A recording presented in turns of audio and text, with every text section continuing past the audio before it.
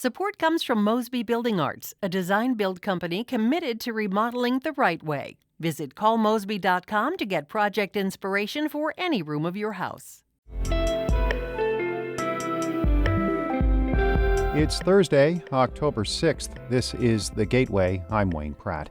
Missouri's state commission designated to advocate for Hispanic and Latino populations quietly disappeared 14 years ago. Some say there's a strong need for it to come back. Too bad that the commissioning is no longer together. That's really sad, actually, because they need a voice. We will have that story in just a few minutes. Missouri's income tax is slated to go down in the coming months, a big priority for the state's Republicans.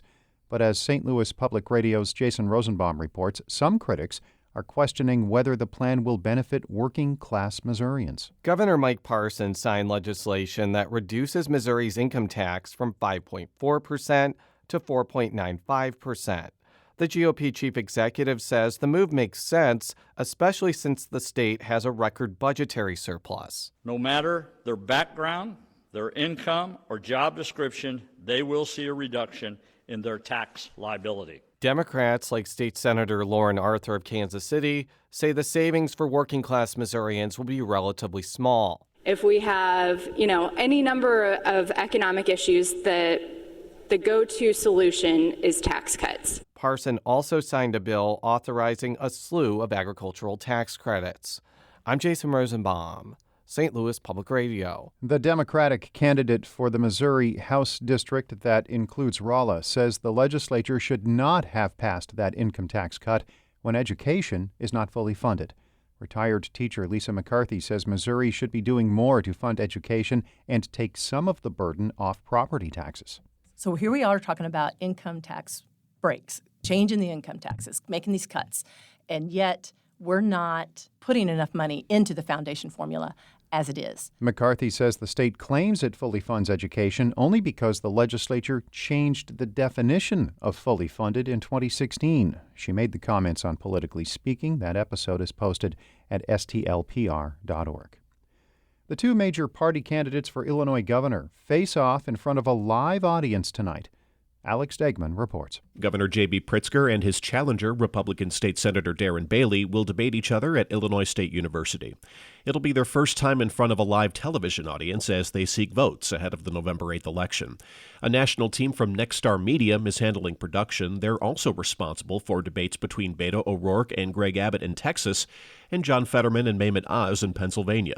Every television market in Illinois, plus those that reach it, including St. Louis and Terre Haute and Evansville in Indiana, has a station broadcasting the debate live on the air and online.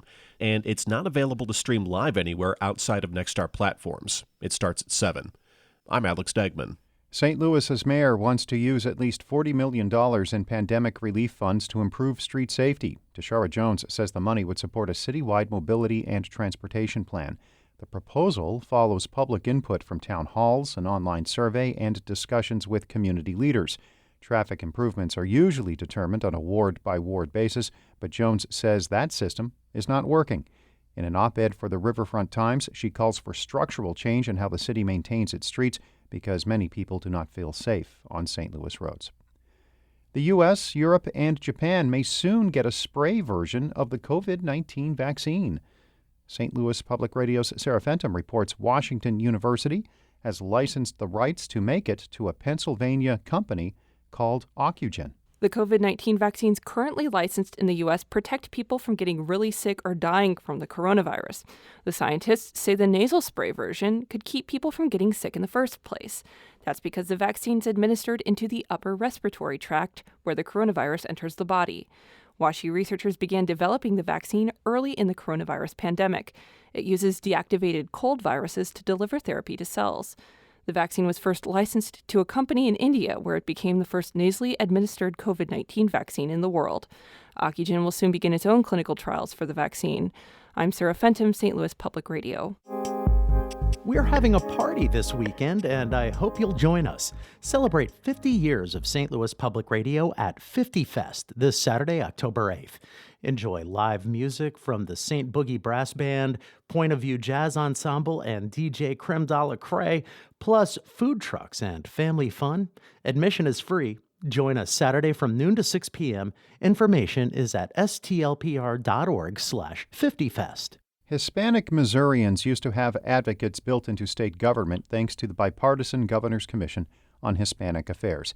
It was introduced in late 2003 and basically disappeared about 4 years later. Cassidy Arena reports. It's been 14 years since the state has had a functional governor-appointed commission assigned to address issues facing Hispanic and Latino Missourians. Also since then, that population has seen a more than 40% growth.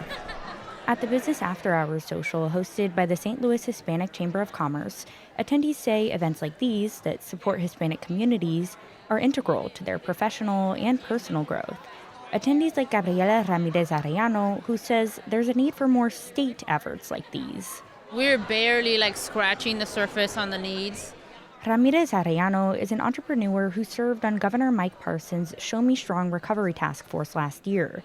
It was created by executive order to alleviate some disproportionate pandemic pressures on underrepresented business owners. And so for me, it was important to be at that table to advocate for the struggles that we have. That executive order mentions something called the Hispanic Business Trade and Culture Commission. That was active under former Governor Matt Blunt. It was earlier known as the Governor's Commission on Hispanic Affairs under Blunt's predecessor, Bob Holden. Either way, the commission doesn't meet anymore. Oh my goodness, they don't? That's Beatriz Camet-Chin. She had served as a commissioner based in Colombia and has since moved out of state. She hadn't heard about its disappearance. Too bad that the commissioning is no longer together. That's really sad, actually, because they need a voice. The last time documents show the commission met was 2008. It was technically still in existence, but activity stopped sometime during the transition to the Jay Nixon administration. Some commissioners were assigned in 2008, but there were no meetings set or directives from the governor's office about what commission responsibilities would be. 6 years later, in 2014, Nixon lessened it to a committee. That expired within the year. Commission co-creator Carlos Horta says there's less government influence associated with the committee. So if you don't have a voice, the government doesn't know about this population, they're going to be left out of opportunities. Not because people don't care, they just don't know. Horta and the rest of the commission prepared annual reports throughout the years they were active, which they then presented to legislators. Their goal was to act as a direct link to lawmakers and show how Latinos were contributing to the state, and also what they still needed.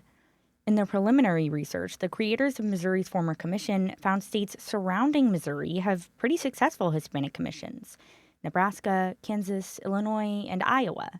Iowa's Commission of Latino Affairs, among other things, helped establish a statewide helpline for Spanish speakers called La Línea de Ayuda.